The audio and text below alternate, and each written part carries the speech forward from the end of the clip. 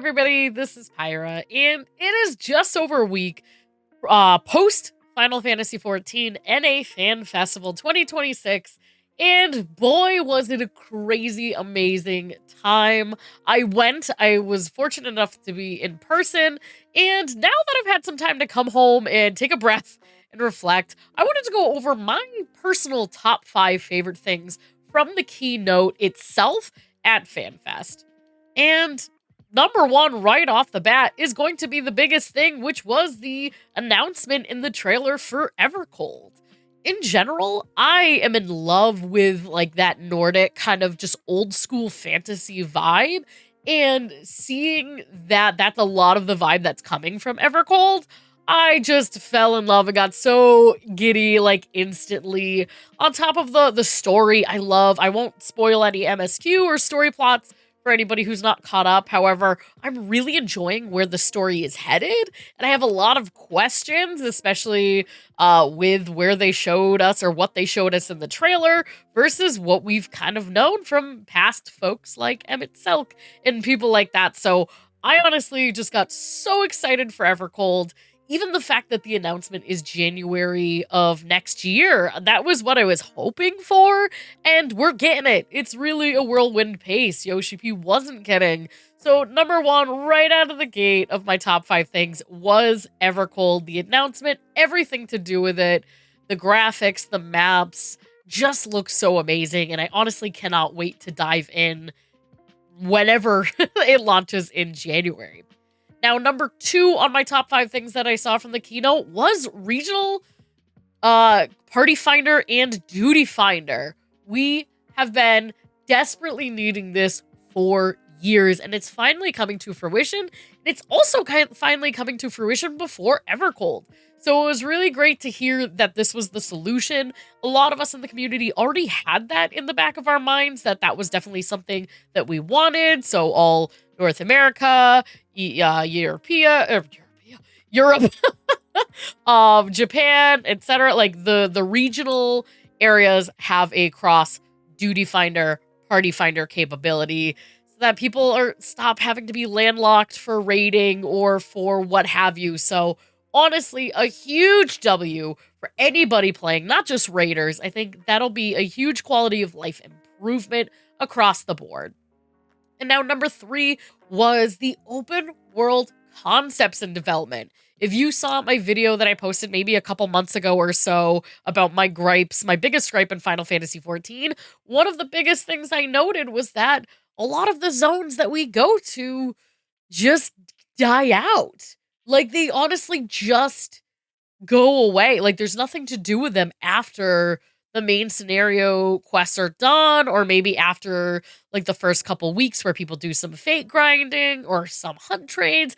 But really, a lot of zones just kind of fizzle out, and it sounds like that they're going to be doing a lot more public field something. They didn't really give us a full explanation of what they're going to do, but to me, I'm thinking things like the world boss fates, of course, is a really good one, but I would even love things back like Odin back in A Realm Reborn, where it took like the entire server to clear a fight, not just like a small group of people. So I'm honestly so stoked that they're recognizing that this is an ongoing issue and that they're trying to do something to fix it and make us have a new kind of set of content. So honestly, that was one of the biggest things that I took away from the keynote as well. And number 4 on my list is going to be the system of doing weekly kind of battle pass, but not a battle pass.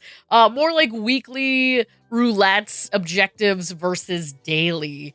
Listen, I love doing my dailies. I really do. However, I get it. Like, getting online to do dailies every single day is sometimes not feasible. And sometimes, even if you do play every day, that may not be the content that you want to do. And so I think that this is a great change for the longevity of the game, and it still rewards the people who play more frequently all the time, but doesn't punish the people who can't or who choose not to. And I just think that that's going to be such a great system to keep people invested into the game, and more of like I'm coming here because I want to versus I feel like I have to keep logging in more frequently or unrealistically. So I honestly think that overall for the game is going to be a big game changer in how the community is able to play. And then the final thing, last but definitely not least, the final thing on my top 5 things from the keynote is the battle changes. And it's also the one that scares me the most. Like, it's scary. It is very scary thinking about a complete overhaul of the battle system. However, there were a couple things at even just throughout FanFest weekend that gave me hope. First of all, right out the gate, it was the Reborn system or the Reborn mode versus Evolved mode. I am really happy that they're making this for any classes that were released prior to Evercold, because honestly, it's going to take a little bit of community player testing to figure out what feels right. And so they're giving us an option to kind of keep things the status quo, give or take, but they're going to give us this whole new, fresh way of looking at the battle system that is also going to be great, and you get to decide if and when and how you implement that new system, which I think is a smart move. In order for them to try something different, in order for them to grow, they need to change new things. However, it can get really easy, really quick to alienate your current audience. And I think this, so far from what I've heard, is a great way to let people try it without completely changing the game 100% with no ramp up period or anything. Now, I anticipate down the road, maybe 9.0, we may be forced into an evolved mode. However, for the time being, it feels like they're giving us a chance to test out what we prefer so that we can also give feedback. So I think they're playing it smart. And Mr. Prime, of course, Mr. Prime, it was really great seeing the developer panel afterwards too with him and Yoshi, and just seeing how much care went into each of the classes that they showed off there. I know everything's in development, of course. However, it felt like the changes in the optimization with the evolved system in place that they showed, it felt like the person who developed the system is somebody who also plays the game. It really did. And you know, I don't do a ton of PvP. However, I do regularly enjoy PvP.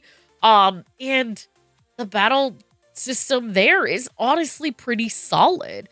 Even learning that Mr. Prime, as he is called, even learning that he helped do like Viper and Pictomancer, like developing those job actions, I honestly have a lot of faith that whatever system this is will be good. And I think it's refreshing and exciting people who've maybe fallen off the game for a while and are like, oh, wow, I want to come back. So, is it scary? Yes. I've been playing the same class for 11 plus years. I've been Black Mage since I was 21. And I am 33. So, it's been a while. But I think it's one of those things that's needed for the longevity of the game, and seeing them break it down in the way they did really just got me hyped for Evercold, really got me hyped for trying something new. I'll see how I like it when I try it, and it's probably going to make me swear a lot and be really frustrated for a little bit, but honestly, I'm excited to try it, and I just think it was one of the most peak highlights of the keynote itself.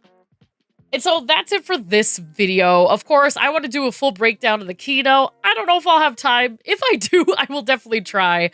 But thank you so much for watching, friends. If you like more Final Fantasy XIV updates, content, discussion, tips, tricks, etc., hit that like button and that subscribe button. It means a lot, helps me build the channel.